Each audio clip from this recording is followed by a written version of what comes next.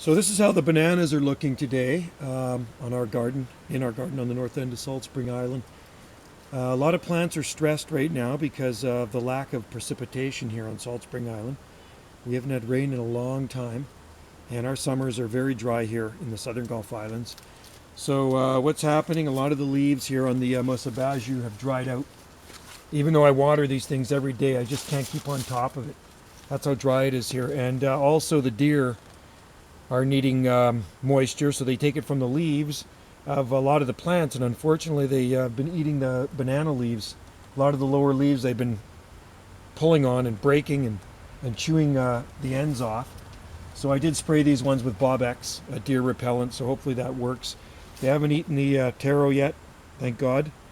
They did last year, they ate it off. So, but the bananas are big, but underneath the top leaves there's a lot of browning because of the lack of irrigation. So, and we're on a well, so I have to really be careful here when I water. But all in all, considering how dry it's been spring and summer here, they don't look that bad. I'll grab the camera and I'll step away from the plant so you can see the overall size of them, and I'll show you what the deer have done to some of these leaves. I mean, banana leaves are very tender, and I think if I was a deer I'd probably want to eat those too. Even the native sword ferns here are wilting. That's how dry it is. These are growing on a southwest slope at the backside of our garden here, and it gets very hot. So they do need the water every day, and I do have mulch on the ground, which does conserve some of the water. If I didn't have the mulch, they'd probably be much worse off.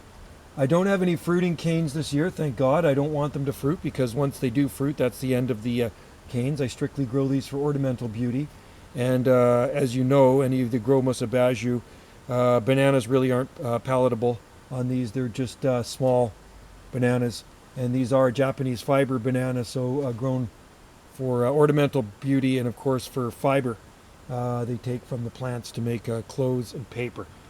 So with that, I will grab the camera and I will show you the entire clump, and I will show you what the deer have done to some of these poor leaves. It upsets me, you know, and because of the damage they do cause, and there's nothing much I can do about it except fence my whole entire property, but that's very costly, so can't be doing that. We have little areas of the garden fenced, and that's where Wendy's special plants are. She's got roses and things in there, but overall, I mean, they're pretty good sized plants and they look pretty healthy.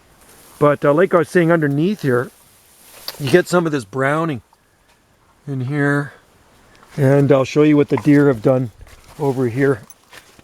See, they've chewed the ends off that. That's deer damage.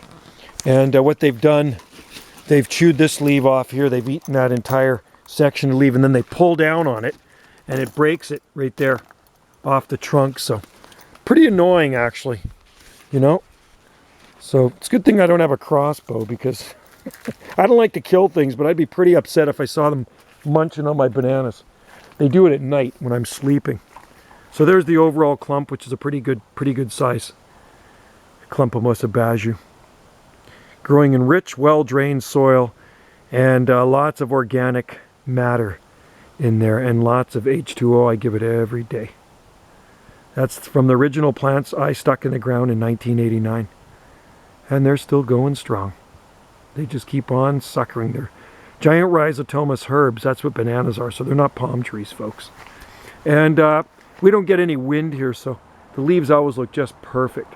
You can see that. Look at, just flawless. You don't get any tears in the leaves here. Even well into the fall and early winter, they're still going to look the same. And there's a lot of banana growers here on Salt Spring Island. And I know there's a lot of you out there all over the place that grow these things, because, you know, there's no real challenge to growing Musa basjoo. I think anybody can grow this plant. They're very, very easy to grow. Anyway, that's all for now, folks, and I'll give you a banana update maybe in a few months from now. Happy banana growing.